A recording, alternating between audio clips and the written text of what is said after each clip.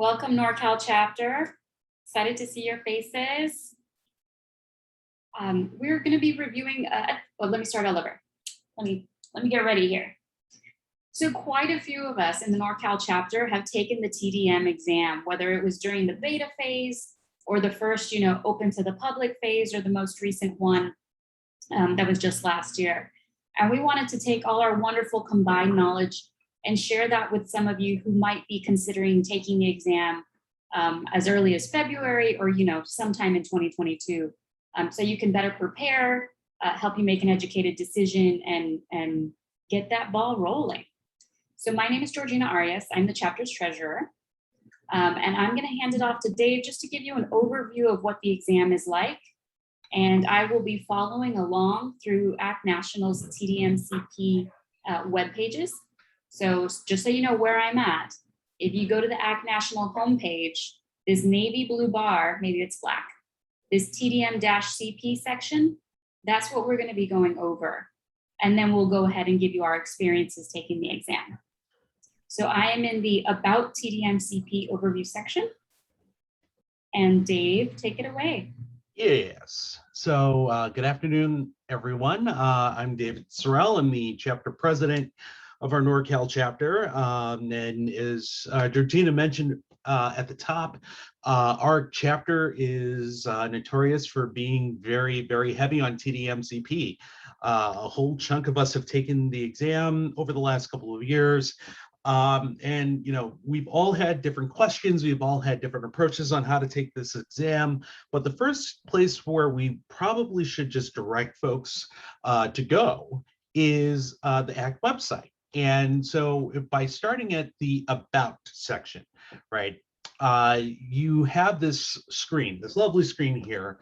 You go up there and then you, let's see here, do we go to TDM-CP? And then go to Overview, About TDM-CP. And what you'll see in front of you basically is just a quick high-level overview of what the national certification is. Basically, think of it as like an AICP or a PTP certification. This is one that's more in tune with transportation demand management. Is part of the larger pie of transportation planning.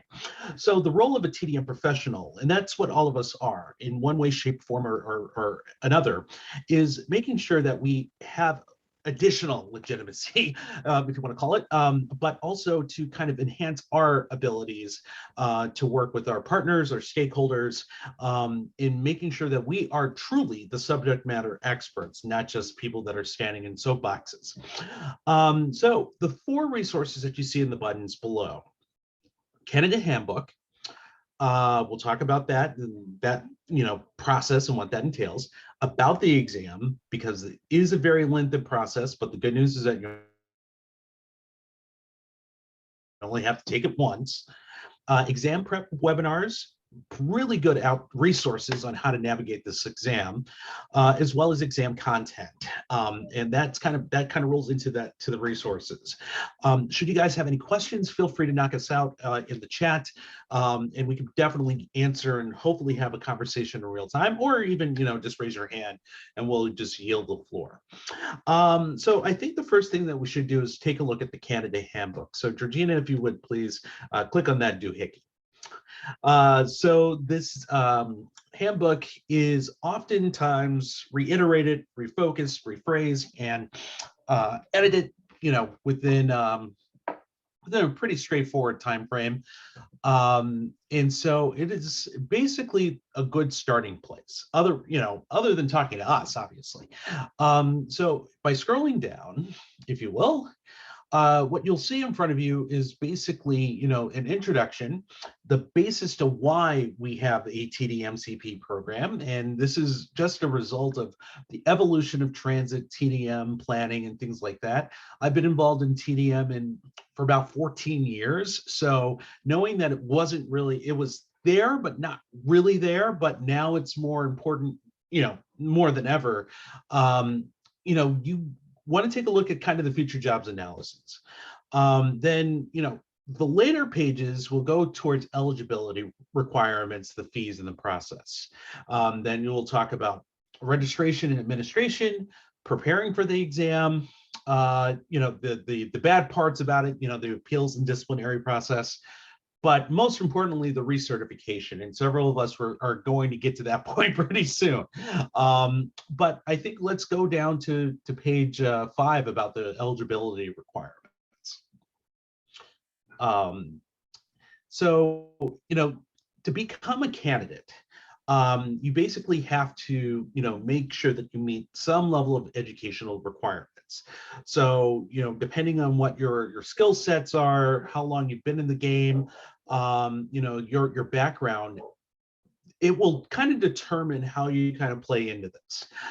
So even for college students, right, going into bachelor's degrees, you could technically become a TDM-CP person, right out of college, depending on how things rely. But also realizing too that, when you go through the website, you'll go through the process, you'll go through, putting in your qualifications, your background. And then after that, you'll go through the certification fees. And so once we process that, depending on if you're a member, if you're not a member, number one, why aren't you? Number two, you should. Number three, it's relatively cheaper. So, the application fees and the exam fees, and of course, if you have to be recertified, there comes a cost to that as well. So the application process on page 6, it'll talk about, it is the virtual credential Prolidian. It is the virtual credential platform. It will, kind of require you to go describe your education, your training, your process to actually become a certified TDM professional. But you got to provide, the critical information when you go through this typing process. It doesn't take any more than like 20, 30 minutes, but you want to be able to make sure that you can accurately describe, like, what's your full name? I don't like giving my middle name, but, sometimes it happens.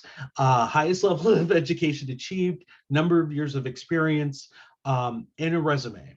And, like, whatever you can be able to provide that would justify, years of experience combined with years of, your background kind of ties in together, but you got to fill it out entirely.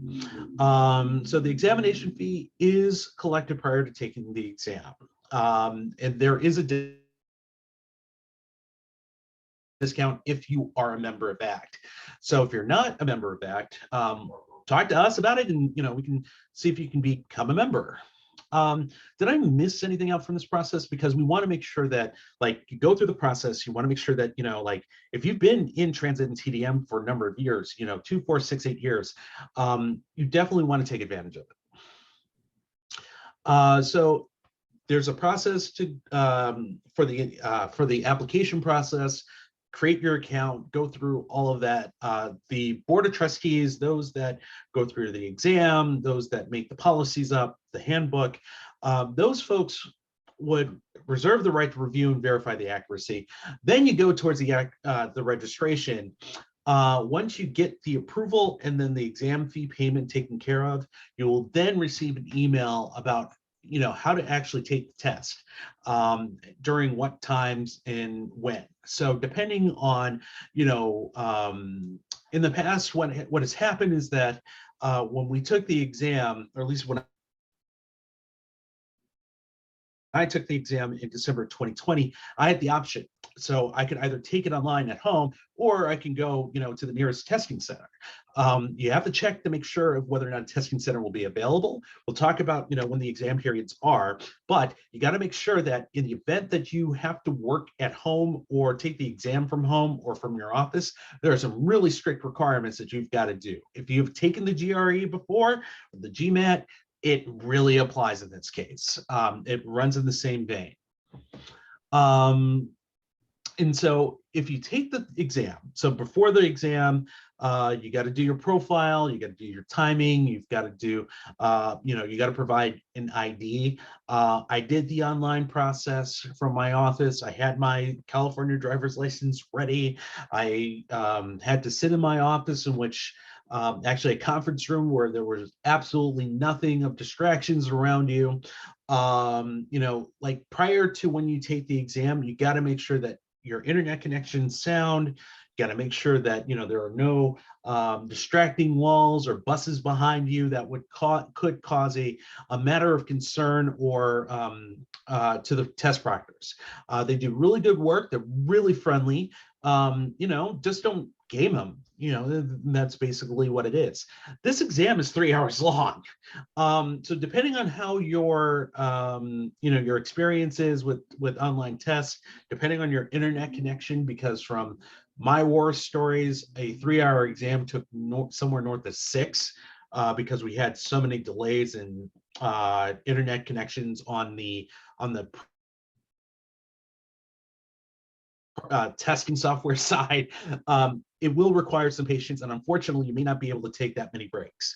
So you have to kind of be strategic when it comes to making sure you start with a great breakfast, or at least with your coffee run, and chug it down before you start this exam, because you got to make sure that your testing environment is completely boring and nothing that would cause any level of concern. But again, you got to make sure that you get through the 3 hours. It's a very long test. At the bottom of page 8, you'll see the technical requirements. You've got to have a working laptop, or tablets are kind of iffy, and it's not going to be allowed. Browsers may count. I'm a Firefox / I'm very agnostic on that, but if you have Chromium, which is kind of the basis for Chrome and for Edge, you tend to kind of work your way with that. But again, make sure that everything's updated, make sure that your software is updated, make sure that your browser is updated, so that interruptions, you want to try to minimize that as much as you can. You got to have a webcam. That's going to be the other key, because how else are you going to verify with your proctor that you are the person that you say in your ID? And then also, you got to make sure that you have like a power source. Laptops are not designed to withstand like 6 hours, but again, I digress. So you got to make sure that it works. Got to make sure that your OS is pretty solid. I'll throw it off to Georgina, because I'm going to start rambling about, the environment. Thank you, Dave. I'm going to go back to our website and very briefly just hit up a different section of the TDM-CP about the exam. At the top of the page are the next 2 exam periods, which is actually really nice, because I didn't know there was one in July. So the next exam period is mid-February, February 14 through March 13. You do make an appointment for your date and time to take your exam. So you do have a really nice, month-long window when you can say you would like to take this exam. There's a very large window, July through September. As David mentioned, you have to apply. Once your application is accepted, you go on and register, you log in, you provide some proof of ID. Also in this exam section is preparing for the exam. And that's really what we're moving on to. Oh, I'm not going to log in here. That's where our conversation is going to move on to, not just applying and registering and the technical stuff, but people's experience. So I want to hand this off to LaShawn so she can share her experience actually preparing for and taking the exam. Thanks, Gina. I'm going to share a quick presentation that I created. All right. Can folks see my screen okay? It's a little cut off. It's a little cut off. Okay, let's see. But it is in presentation mode. Okay.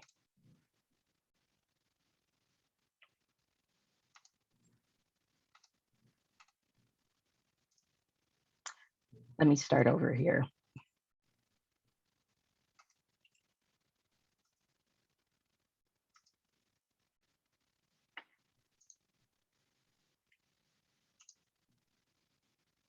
How's that? Awesome. Okay, perfect.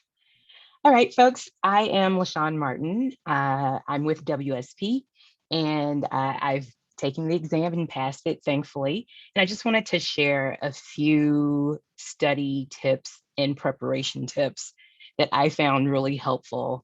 And this will be a really short presentation, but I just wanted to have something concrete that I could share with you all. And then I'm happy to send this out as well. Let me just, okay. So for the study strategy, I suggest that you start early. This is not an examination where you're going to cram maybe a week or two beforehand. You really want to give yourself several weeks because there's a lot of material. It's a comprehensive examination. So it's not something that you want to wait to the last minute and just think that you can get a couple of weekends in and you'll be okay. With your preparation, you want to identify when and how long you'll study. You really want to have a plan for that. So you don't want to wing it. You want to plot out times and dates that you'll study and actually put in hours if possible. If you can only do 30 minutes a day, that's fine. Just make sure you do those 30 minutes. If you're a person whose schedule is a little more chaotic and you can say, oh, I can give a good 2 hours on Sunday, then do that. But really stick to it. You have to hold yourself accountable for this examination. Not to say that I should be the measuring stick, but I've been in TDM for 20 years and I really still had to study for this examination. There were some questions that I was like, I'm not sure about that. Or even reading some of the study materials that I was like, I've never heard of this before. So please take the time to study and prepare yourself. There are, as mentioned, exam webinars that are on the ACT website. Take a look at those. I would start with the module. There's a 3-part module. I like to start with that one just because it makes sense. And then there are 2 others that are a little bit disjointed from the module. There are varying lengths. I think the shortest one is maybe 17 minutes. And then there are others that are an hour long. So watch those, take notes along the way, take advantage that they are webinars and they're pre-recorded, so you can stop, you can pause the video, take your notes, start it over again. If you miss something, you can rewind it. And the really nice thing about these webinars is that they also have a summary slide at the end. So you can make sure that you've hit the high notes in your notes by the time you get to the end of those webinars. So that's really nice. As Dave mentioned and went through, there is a candidate handbook. Within that handbook, there is a study list. I believe it starts on page 14. For this study list, I recommend, because it's a long one, I recommend that you scan through it, actually click through the links, just block out some time, click through the links and read everything, but read what you know and then study what you don't know, because there are a lot of articles. And if you feel like, okay, I really have a grasp on this particular subject, go ahead and just read it. There may be 1 or 2 points that you don't remember, or something may jog your memory, and maybe you don't need to spend a lot of time on that particular article. But you do want to read it and check that off your list. For the ones that you are not familiar with, those topics, those are the ones that you really want to use that blocked time and make your notes for that one. And then my final study strategy is, I would say, give yourself some time to decompress. So what I mean by that is you've plotted out your study time, you've set aside your days that you're going to do this. As you get closer to that exam, just push back, walk away from it, because if you keep looking at stuff, you'll panic.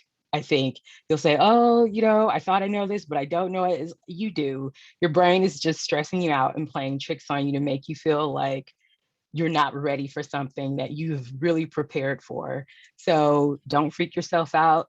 Give yourself, I would say, at least 48 hours of just walking away from it and enjoying doing something that you like, whether that's gardening, doing a workout, whatever it is, to just kind of reset your mind so that you're fresh when you take the exam.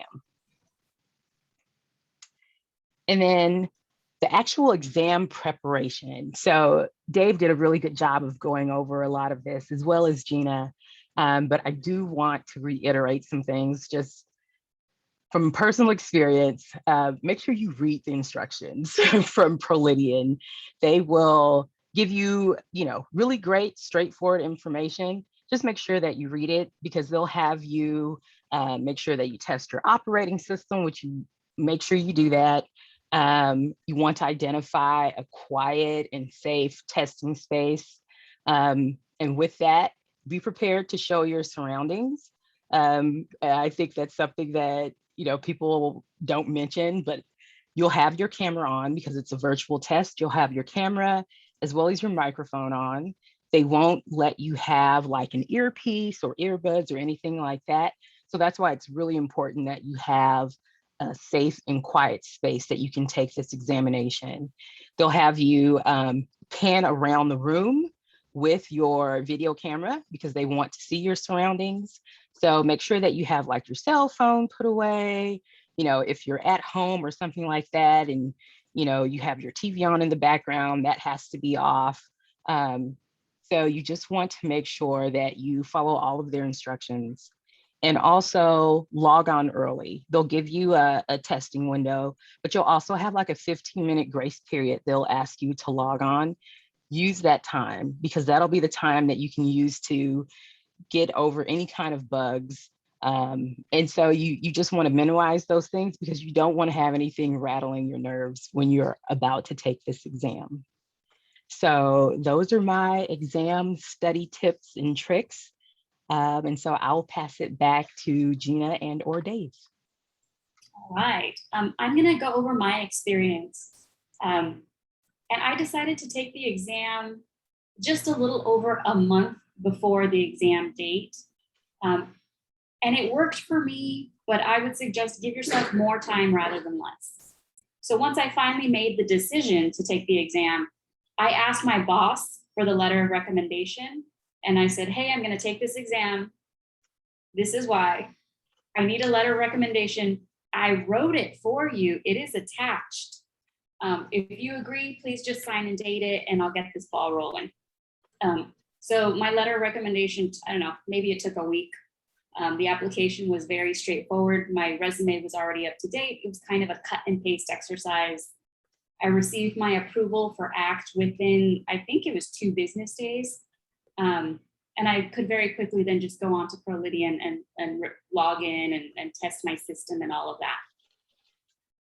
The exam itself, I took in an empty office on site. It was like a hoteling space. It was bare bones. There was nothing on the walls.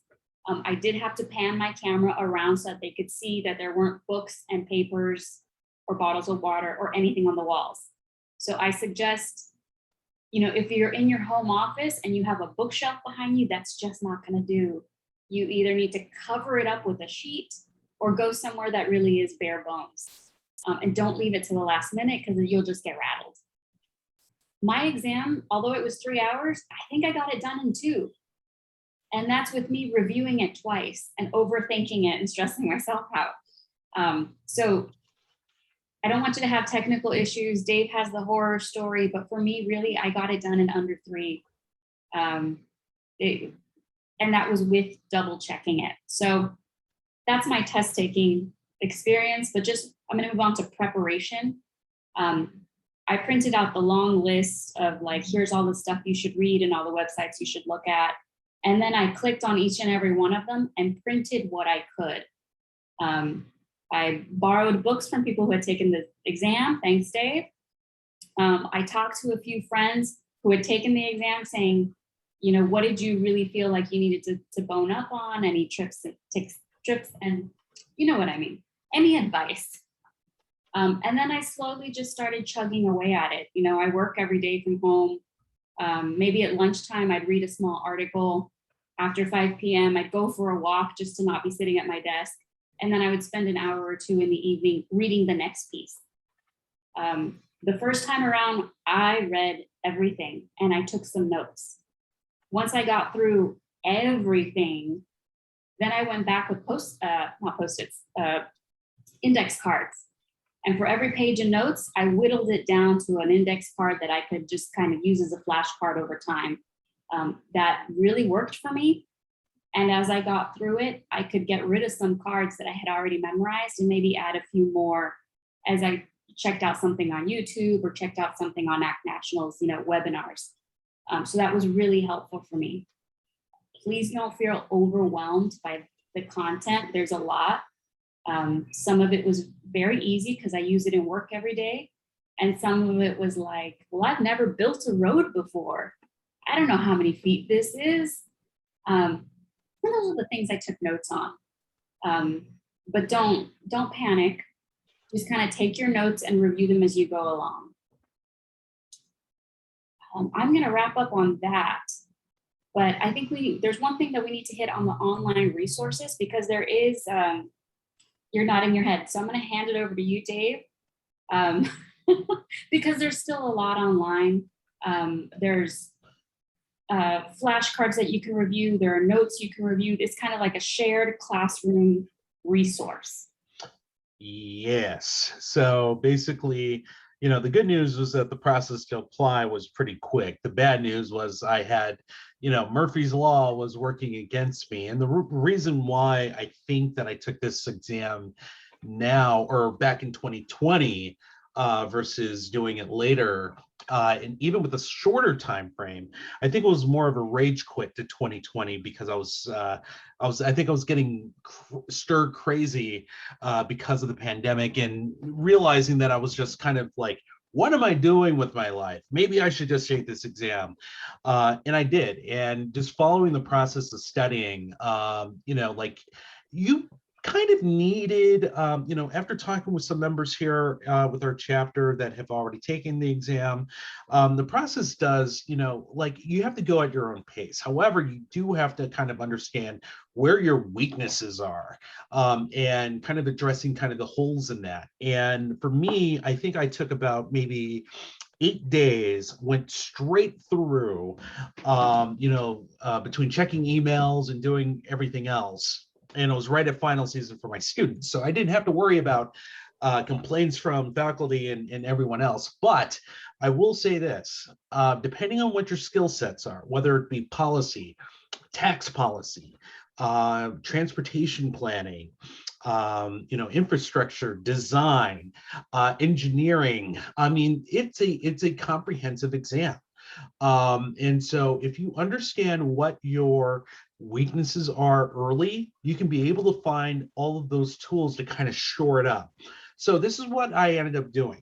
In the handbook, there are multiple resources for like books to pick up and read. And, you can obviously get it through Google or eBay or Amazon. And, some of these books are not cheap. So I kind of just doubled down. I bought them.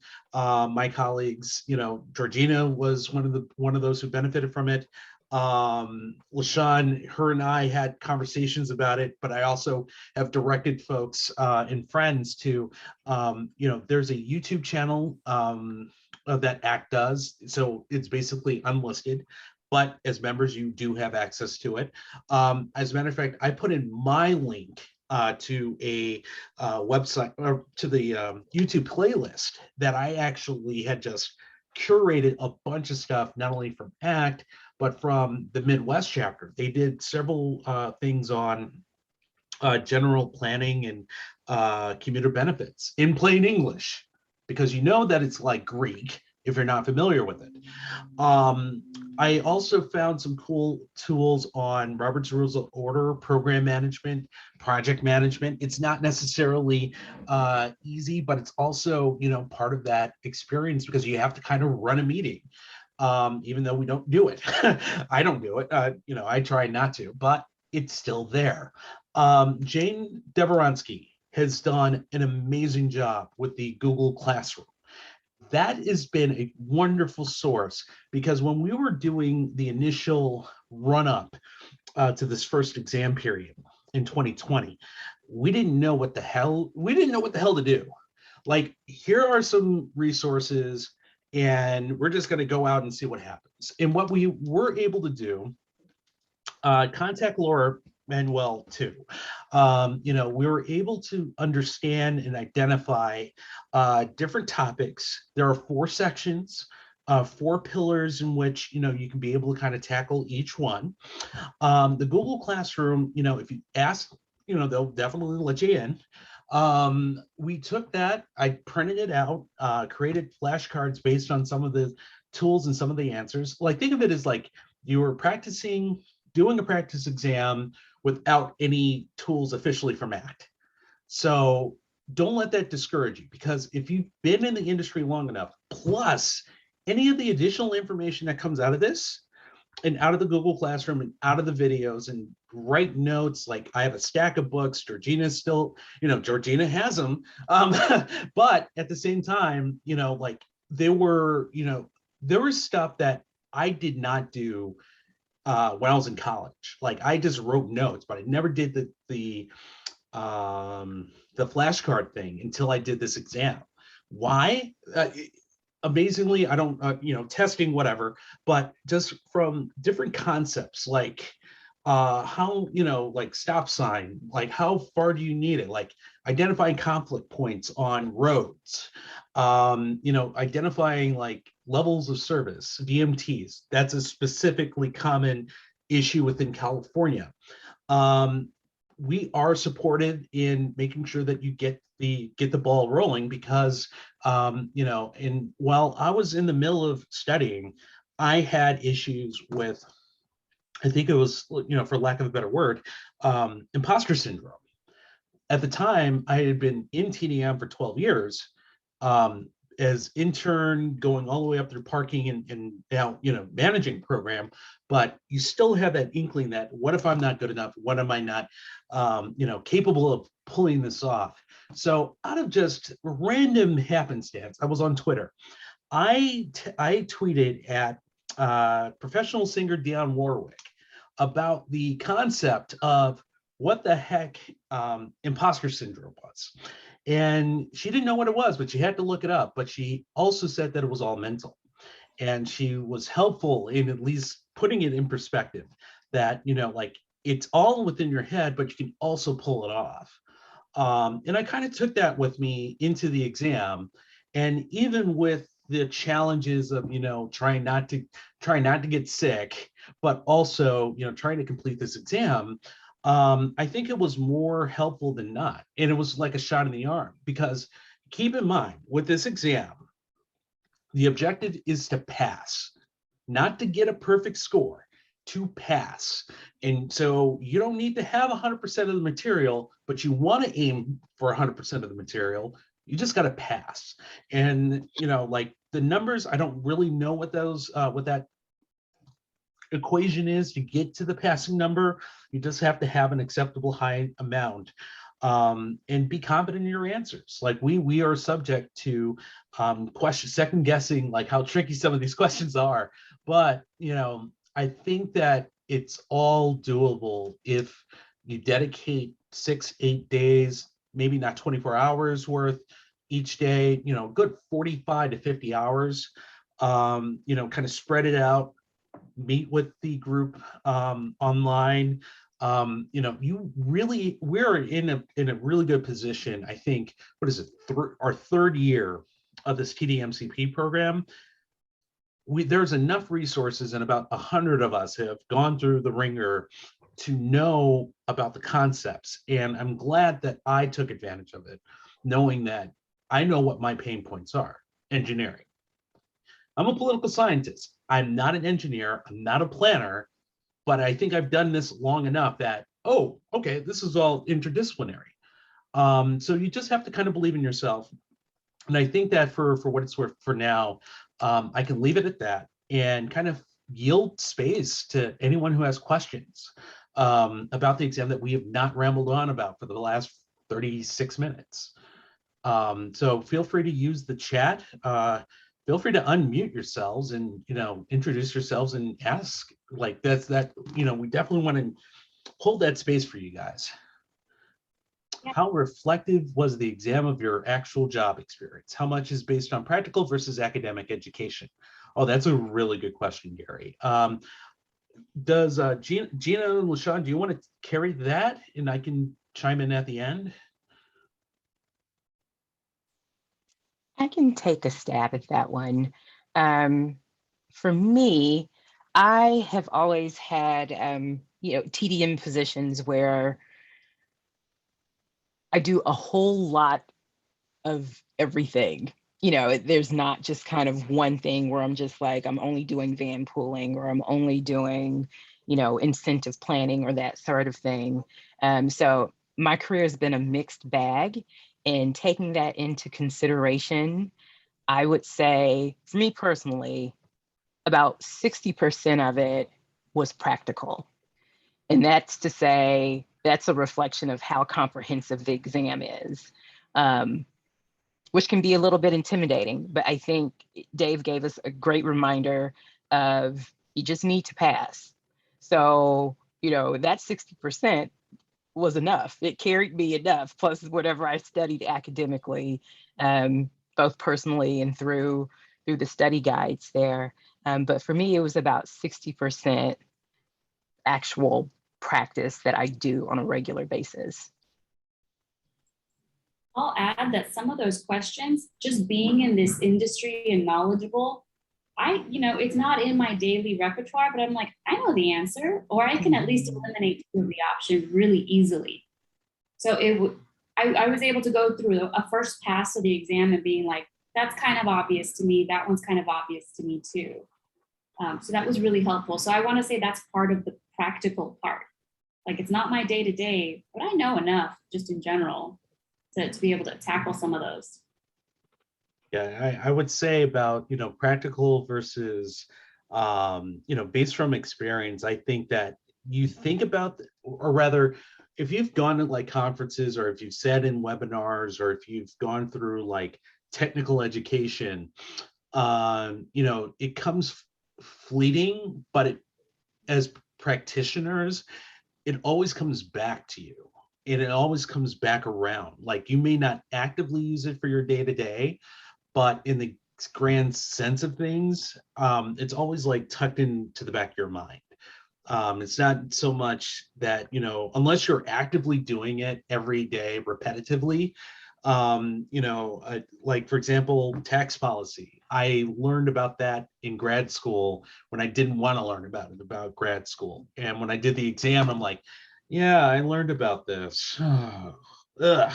And just you think about that, you're triggered and you're like, okay, well, back to work and back to the exam. But I think that, like, in terms of exam to actual job experience, it's about I'd say about 40% of the exam related to what I do at Cal is about 40%. The other 60 is extremely helpful, especially when you don't do it on a regular basis, but it works both ways. When you're doing the exam versus working in a meeting with city officials or city staff, you kind of want to know what they're talking about so that you don't, slow it down by answering questions or asking questions. But it's a helpful tool to have also, considering, like, if Robert's Rules of Order, great.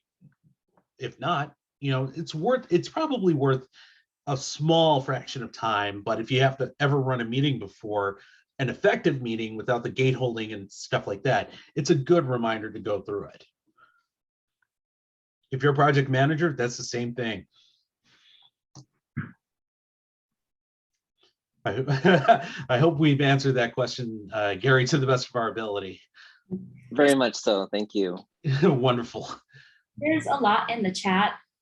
There's a TDM-CP support group that, depending on how close we are to the exam period, they meet weekly or bi-weekly or in between the exam period less. Reach out to Laura Manuel or James Wong Davarensky. They're in the chat. And they'll hook you up with those calls, and they'll also get you access to that Google Classroom that we mentioned. There's also ACT Connect TDM-CP group. So that wonderful chat area that folks can talk about this particular topic. So there are support support systems in place at this point for you guys. It doesn't end at the end of this webinar. You can hop on more calls, and they do go over some of the content and test taking tips. So Evan has a good question. What's your sense of the employer world knowing about and acknowledging the significance of TDM-CP certification?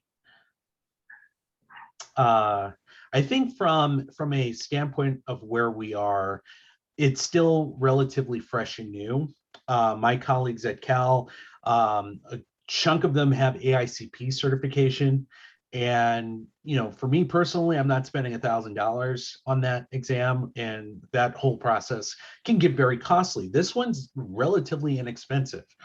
However, I think in the space, what I've done was that I've explained to my CAPP folks, I've explained it to my, like my director, he's a CAPP, but he's a transit geek like myself. And so it kind of works out where, you know, we focus a lot on not economic development, employee development. So for me, this is kind of like, all right, I can put letters on back of my name. You know, I've worked with the city of Berkeley, and they were like, what the heck is that? And it's like, yeah, it's TDM-CP. It's like, I can now scare people into taking transit because I have letters in the back of my name.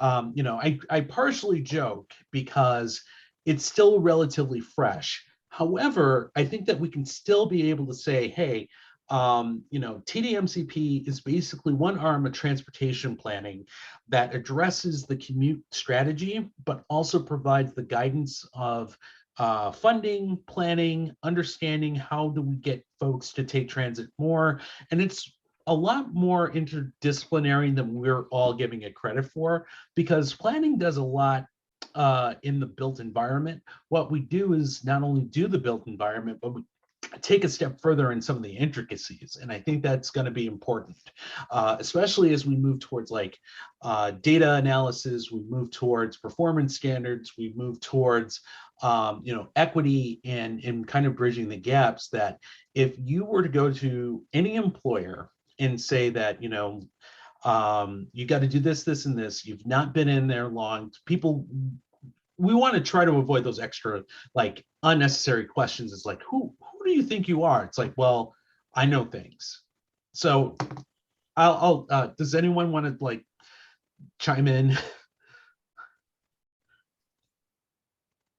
I think you're right, Dave. It is a new certification, but honestly, I don't think a lot of people know what a lot of letters mean after people's names. You know, we all see these signatures. Some are kind of common, some aren't. Like, I work for an engineering company. I'm clearly not an engineer, but I get emails with, you know, the alphabet after someone's name. And although I may not know what those mean, I know that that person's taken the extra step and that they have gone through a process and have been acknowledged for something that they have tested above and beyond to be recognized for. So do I think employers know about it? No, but I do think it's worth it. I'll add, just to talk about my motivation for taking the exam. Not necessarily imposter syndrome, but like, I've been in this role for a couple of years. I've been in this industry for a while. What am I going to do next that's fresh, that helps me stand out? Mm-hmm. And I don't want to spend 2 or 3 years on a business degree and who knows how much money, you know. So I didn't necessarily want to get a certification in something that I didn't use every day, but this I use every day. So regardless of the letters after my name, this was something new and fresh that I could take and put on my resume and show to my leadership that, you know, I'm the first one at UCSF to have this certification. And that says more than, say, like industry wide. It says we're still cutting edge. We're still trying to be the center of excellence. We're not resting on our laurels. So that helped me. Yeah, and I think that for, you know, growth, like we then talk about like the recertification process, and I'm going to be spending basically the next few months kind of figuring out what the heck does that mean. But in all seriousness, like the webinars that we hold, like going to conferences, presenting, you talk about like, holding space, holding groups, doing stuff on Connect, those little things, and they are in the handbook, will kind of help you kind of build on to that experience. Immersively, you don't have to take the exam again. So it's basically going through the next 2 years after you get your certification to kind of just say, okay, I've gone through this process, took the exam, I hated every aspect of it. Now I've got letters, now I got to do this again. Except now, I can go to conferences, I can do the TDM forum, I can present. I'm a prolific presenter, as much as I hate to admit that. But at the same token, I think it's looking at additional concepts of being involved with ACT, knowing that, like for a lot of us, we've been a part of the organization for many years, and it's kind of a way to kind of ensure that future generations, and I've got interns that use the heck out of this site, and they have taken advantage of it. So for them, it's like they're contributing to expanding their knowledge base, maybe giving their input to Connect or any of the webinars, and it's kind of like an exchange of information that's critical to showing best practices, and for us taking away from something that will benefit our neck of the woods, our chapter, our employees, our students, or even different chapters, or maybe the entire country. So I think it's just looking at how can we, as practitioners, kind of go harder, better, faster, stronger, to daftly quote Daft Punk. How can we go better? How can we improve ourselves day to day? And also taking advantage of what ACT has existed for a very long time. I want to keep an eye on the clock. Yeah. I also want to add that we would love to keep this conversation going. If you go onto the ACT National website for the TDM-CP, there's a list of everyone who has taken the exam. And I believe it's not by chapter, but I think their company is next to their name. So if it's a local company, or if you reach out to us, we can help connect you with people's email addresses if you want to follow up, because many people in our chapter have taken this exam. Any questions, last minute questions for folks we haven't heard from? Then I guess we're gonna wrap up. And Gary, I can share with you some of my documents, and in addition, as a matter of fact, I'll share that with folks in the chat with the minute and a half that we have left, because yeah, it's going to be important that like if you want to dive in and let's kind of support that. Let's go all in and do the transit thing. Thank you all for taking the 50 minutes out of your day to join us. We really appreciate it.